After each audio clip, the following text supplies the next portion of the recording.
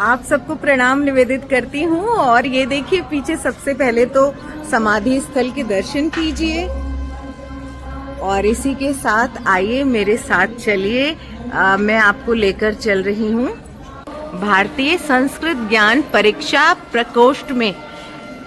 तो ये मैं आ गई हूँ भारतीय ज्ञान परीक्षा प्रकोष्ठ के भीतर।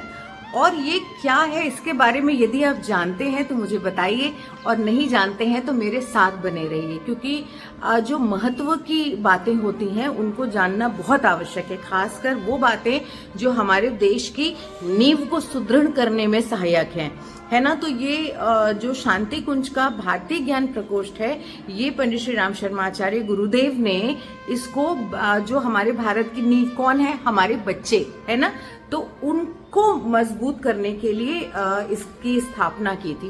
इसके पीछे जो उनकी और सूक्ष्म दृष्टि रही उसके बारे में अभी हम जानेंगे, क्योंकि यहाँ पर अभी राजेश मिश्र जी उपस्थित है भैया जी, तो उनसे मैं अन्य जानकारी लूंगी। लेकिन अभी मैंने उनसे जितनी बात की तो मेरे आग्रह को स्वीकार करते हुए मैंने उनके बारे में परिचय जानना चाहा, तो उन्होंने अपने से ज्यादा तो अपने पिताजी के बारे में बताया। तो यही संस्कार देख लीजिए कि जो शांति कुंज के लोग हैं वो कितने संस्कारित हैं। इतने आग्रह के बाद उन्होंने अपने स्थान पर अपना बताने के साथ शुरुआत की और पिताजी पे पहुंच गए। तो मुझे बहुत अच्छा लगा कि आप दोनों ने, आपने और आपके पिताजी ने गुरुदेव से दीक्षा ली हुई है। और जब गुरुदेव ने, एक खास बात जो मुझे बहुत अच्छी पता चली कि जब गुरुदेव ने सन 80 में आवाहन किया था शक्ति पीठों के लिए, तो आपके पिताजी चंद्रभान मिश्र जी यहाँ से संकल्पित होकर गए थे और उन्होंने मध्य प्रदेश विंध्य क्षेत्र में, वहां पर मऊ में जो शक्तिपीठ की जो स्थापना है उसमें अहम भूमिका निभाई। और गुरुदेव के हाथों से स्थापित शक्तिपीठों की श्रृंखला में वो दूसरा शक्तिपीठ है। पहला शायद आपका चित्रकूट में है और दूसरा यहाँ पर विंध्य क्षेत्र में। तो गुरुदेव के हाथ से स्थापित जो शक्तिपीठ है उनका बड़ा विशेष महत्व है। तो कभी आप लोग वहां जाएं तो उसके दर्शन अवश्य कीजिए, वहां पर भी आपको गुरुदेव की चेतना के साक्षात्कार होंगे। तो बात यह है कि गुरु कौन होता है। गुरु तो नाम से, तो गुरु की पदवी के नाम से तो बहुत लोग घूम रहे हैं, लेकिन वास्तव में गुरु कौन होता है, जिसको कहते हैं कि ईश्वरीय चेतना का ही अंश होता है, अवतारी सत्ता होता है गुरु। गुरु की भूमिका इतनी महान है कि भगवान राम को भी भगवान होकर भी बिना गुरु को वरे वो भगवान नहीं कहलाए। और जो कृष्ण ने भी जब भगवान के रूप में, भगवान के ही अवतार, उन्होंने भी गुरु का वर्ण किया। तो ऐसे जो गुरु हैं हमारे, तो ये विश्व की धरोहर होते हैं ऐसे गुरु, क्योंकि सृष्टि किधर जा रही है, समाज को कहाँ जाना चाहिए और कहाँ जा रहा है, इन सब बातों को संभालने वाला, सही दिशा देने वाला तो एक गुरु ही होता है। और गुरु मानवता के संवर्धन के लिए होता है, ना कि किसी धर्म विशेष का होता है ना। जितने भी पैगंबर आए, जितने भी, चाहे गुरु नानक देव आए, ये लोग धर्म से जुड़े हुए नहीं रहे। चाहे किसी को भी ले लीजिए, यीशु मसीह को ले लीजिए, ये लोग अवतारी सत्ताएं जितनी भी इस धरती पर आई, चाहे भगवान बुद्ध आए, ये लोग किसी धर्म विशेष के उत्थान के लिए नहीं रहे, ये लोग मानवता के उत्थान के लिए रहे। उसी में एक नाम है बहुत विशेष इस युग के जो भविष्य दृष्टा वेद मूर्ति आचार्य पंडित श्री राम शर्मा आचार्य। तो उनके संस्कृत ज्ञान परीक्षा के इस प्रकोष्ठ के संबंध में अब मैं आग्रह करती हूँ राजेश मिश्र भैया जी से कि वो कुछ जानकारी दे।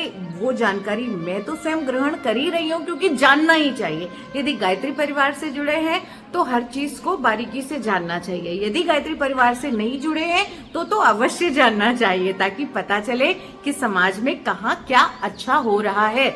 नहीं तो हम लोग तो डिप्रेस ही हो जाएंगे कि समाज तो पता नहीं कहाँ जा रहा है, कुछ अच्छा हो ही नहीं रहा है ना। आए दिन बातें होती रहती हैं। तो आइए चलते हैं। भैया जी प्रणाम। तो आप हमारे जो भी लोग इस वीडियो को देख रहे हैं, जो जानना चाहते हैं कि समाज में कुछ विशेष हो रहा है या नहीं हो रहा है, तो उस पर दृष्टि रखिए, तभी आप समझ पाएंगे। तो आइए ध्यान से सुनते हैं कि संस्कृत ज्ञान परीक्षा वास्तव में ये है क्या सर। देखिए, अखिल विश्व गायत्री परिवार के द्वारा पंडित श्री राम शर्मा आचार्य जी परम वंदनीय माता जी के सूक्ष्म संरक्षण में ये कार्य चल रहा है। आज वर्तमान समय में हमारे छोटे छोटे बच्चे जो नौनिहाल बच्चे हैं वो विकृति की ओर चले जा रहे हैं, हमारी संस्कृति से वो दूर होते जा रहे हैं। तो मुख्य उद्देश्य है कि हमारी संस्कृति को बच्चे ग्रहण करें। आज समस्या ये है कि बच्चे पढ़ लिख तो लेते हैं, शिक्षा प्राप्त कर लेते हैं, संस्कार नहीं ले पाते।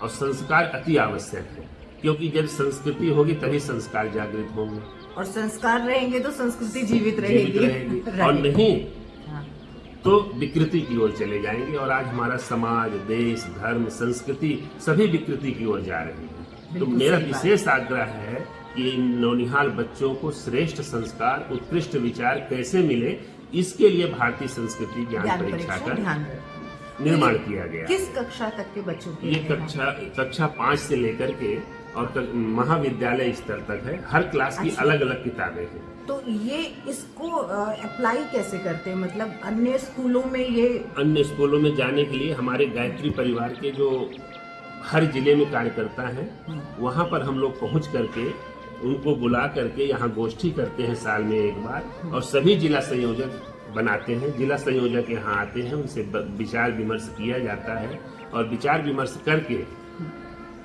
तो वो अप्लाई कैसे करते हैं विद्यालयों में? हाँ, वो फिर उसके बाद यहाँ किताब तैयार होती है। हर क्लास की अलग अलग है। जैसे कक्षा 5 है, ये कक्षा 5 की किताब है।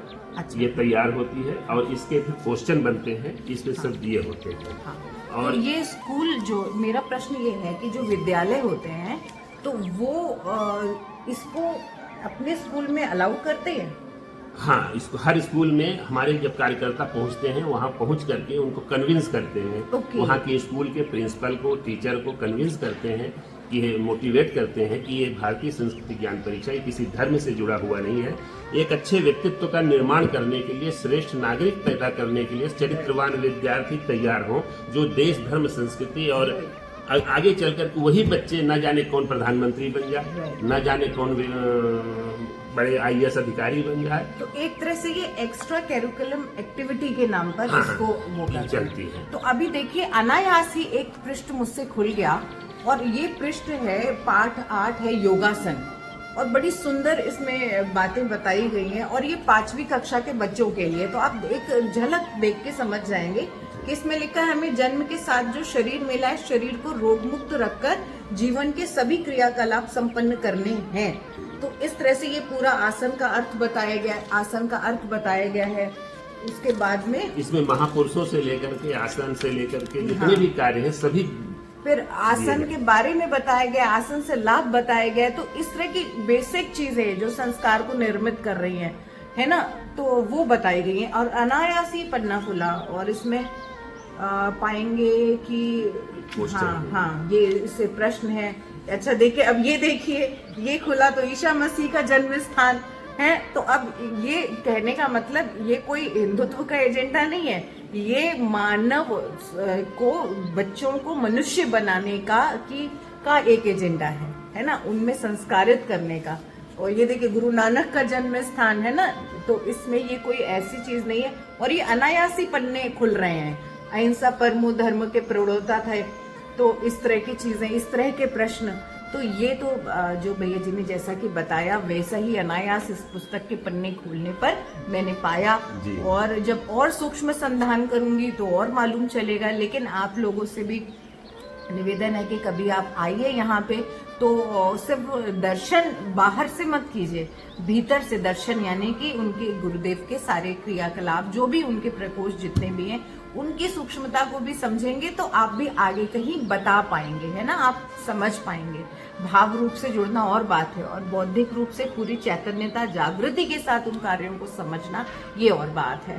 तो इसके अलावा जैसे ये बच्चों ने पढ़ा, ये पतली सी पुस्तक है, तो इसके बाद कैसे? इसके बाद क्वेश्चन तैयार करते हैं, और OMR शीट के ऊपर पूरे प्रश्न को आंसर दिए जाते हैं जी। OMR शीट जो होती है उसके, और सभी बच्चे जो है उस चीज को बहुत खुश हुए। अच्छा। बच्चों के अंदर बड़ी जागरूकता जगी। यदि जिस स्कूल में टीचर नहीं कराते हैं तो बच्चे दबाव दे करके करवाते हैं। अच्छा। और बच्चों को ये लगता है कि बहुत सारे बच्चे ऐसे हैं जो कि परीक्षा के लिए बहुत ही लगाव से करते हैं, बहुत अच्छा, ही, मतलब एक कक्षा में पढ़ाया, अगली में नहीं पढ़ाया तो हाँ, बच्चे तो बच्चे मांग करते हैं अच्छा, कि तो सर देखिए। भारतीय संस्कृति ज्ञान परीक्षा क्यों?